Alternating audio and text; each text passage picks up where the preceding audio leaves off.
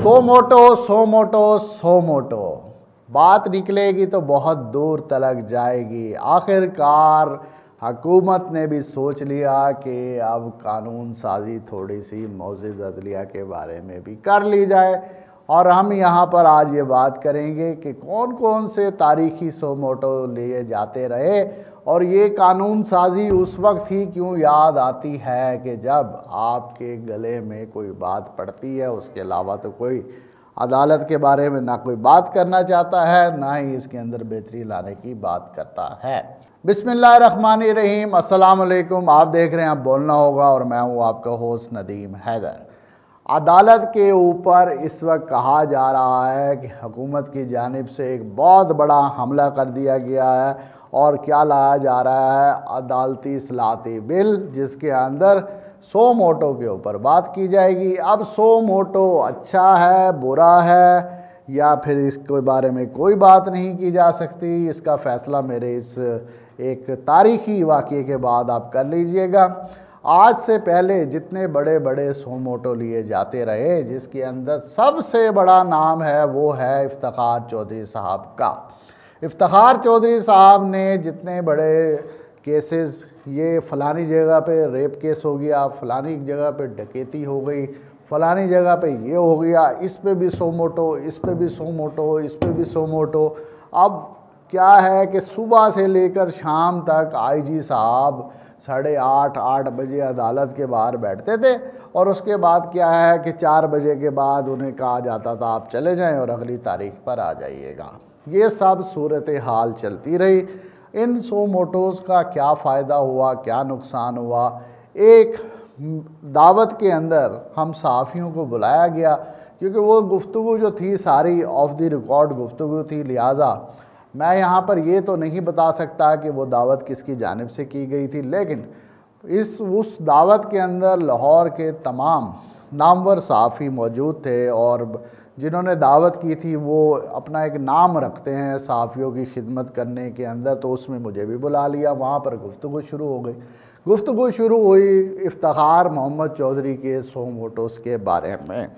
तो वहाँ पर जो हमारे मेज़बान थे उन्होंने कहा कि इफ्तिखार मोहम्मद चौधरी साहब जितने सो मोटोस लेते थे तो उस दौर में जो आईजी साहब थे वो बड़े परेशान थे। उनका कहना ये था कि आज मुझे फिर नोटिस आ गया, कल मुझे नोटिस आ गया, मुझे तो कोई काम ही नहीं है। सुबह मैं उठता हूँ, अदालत के बाहर जाता हूँ, अदालत के बाहर जाकर बैठ जाता हूँ। तो वो जो मुअज़्ज़िज़ हमारे मेज़बान थे उन्होंने कहा आईजी साहब को कि आप समझ नहीं रहे कि चौधरी साहब इस वक्त चाह क्या रहे हैं। चौधरी साहब के जो बेटे हैं अरसलान साहब, उनकी ख्वाहिश है कि उनको एसपी बना दिया जाए। तो आईजी साहब ने कहा कि मैं किस बुनियाद के ऊपर इनको एसपी बना दूं। तो उन्होंने कहा कि अगर आप उनको एसपी नहीं बनाएंगे तो ये केसेस इसी तरह चलते रहेंगे और आपको रोज़ाना की बुनियाद पर अदालत में बुलाया जाता रहेगा।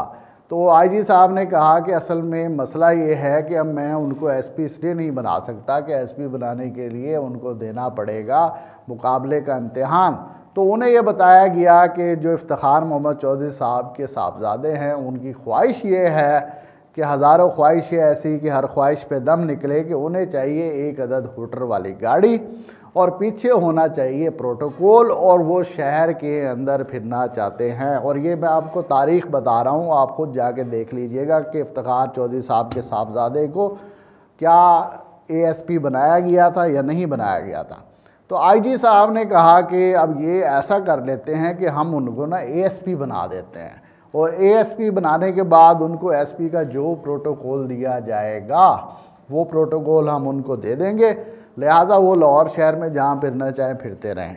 तो उन्होंने फौरी तौर के ऊपर जो इफ्तिखार चौधरी साहब के जो साहबजादे थे अरसलान, उनको एएसपी बना दिया। एएसपी बनाने के बाद वो सुकून की नींद सो रहे थे, तो अगले दिन फिर उन्हें एक और नोटिस मौसूल हो गया। वो भी नोटिस था सो मोटो का।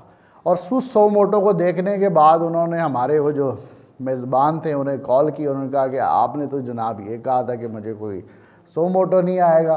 تو سو موٹو تو مجھے دوبارہ موصول ہو گیا۔ تو انہوں نے کہا کہ بھائی آپ نے ارسلان کو ASP بنا دیا؟ اس نے کہا جی میں نے بالکل اس کو ASP بنا دیا۔ تو اس نے کہا بھائی جان پھر اس تے پاؤ مٹی آرام نال سو جو، تو انہوں کوئی نہیں پوچھے گا، لہٰذا ایک کیس میں نے آپ کے سامنے رکھ دیا، اور اس کے ساتھ جو ہماری عدالتوں کے اندر جو فیصلے ہو رہے ہیں، ایک حالیہ فیصلہ ہوا جس کا ہم انکار تو نہیں کر سکتے، لیکن اس کے اوپر تبصرہ تو یہاں پر کیا جا سکتا ہے۔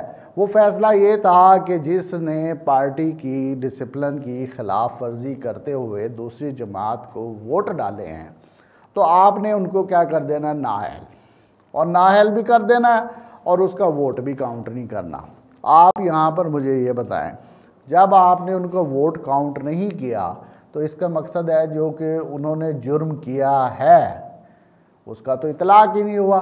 جب جرم نہیں ہوا تو انہیں نااہل کرنے کی سزا کس قانون کے تحت دی گئی؟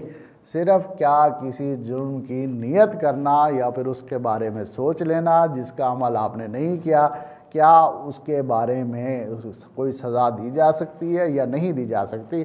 لہٰذا اگر آپ یہ کہہ رہے ہیں کہ آج ایک ترمیمی بل پیش کیا جا رہا ہے، تو پھر یہ بھی دیکھ لیجئے کہ اس وقت آپ کی جو عدلیہ ہے اس کا معیار کوئی 130 سے اوپر بتایا جاتا ہے 180 ممالک میں سے، کہ ہمارے ملک کی جو عدلیہ ہے اس کا یہ معیار ہے، اور لاکھوں کے تعداد میں کیسز ایسے موجود ہیں جو کہ زیر التوا ہیں، اور کوئی سمجھ نہیں آتی کہ ان کا فیصلہ کب ہوگا اور کیسے ہوگا۔ اور ایک عام شخص، آپ سپریم کورٹ تو چھوڑیں، ہائی کورٹ تک پہنچتے پہنچتے نہ صرف دیوالیہ ہو جاتا ہے، بلکہ آپ سوچ بھی نہیں سکتے کہ آپ ایک عام متوسط طبقے سے تعلق رکھنے کے بعد ان عدالتوں میں اپنا کیس لڑ سکتے ہیں۔ اور کم از کم ایک جو دیوانی جس کو مقدمہ کہا جاتا ہے، اور اس کے ساتھ اگر فوجداری کی بھی بات کر لیں تو 15 سے 20 سال کا دورانیہ ایک کیس کو سالو کرنے کے اندر کم از کم یہ لگتا ہے۔ لہٰذا جہاں اس پر بات کی جا رہی ہے کہ بھائی عدلیہ کو چھیڑ دیا، ظلم ہو گیا، برباد ہو گیا، تو ہم نے یہ بھی دیکھنا ہے کہ کیا اس وقت ہمارے ملک کے جو موجودہ حالات ہیں اس کی ذمہ داری کتنی جوڈیشری کے اوپر عائد ہوتی ہے، اور اگر کیا ہماری عدالت کا نظام بہتر ہوتا تو ہمارے آج یہ حالات ہوتے۔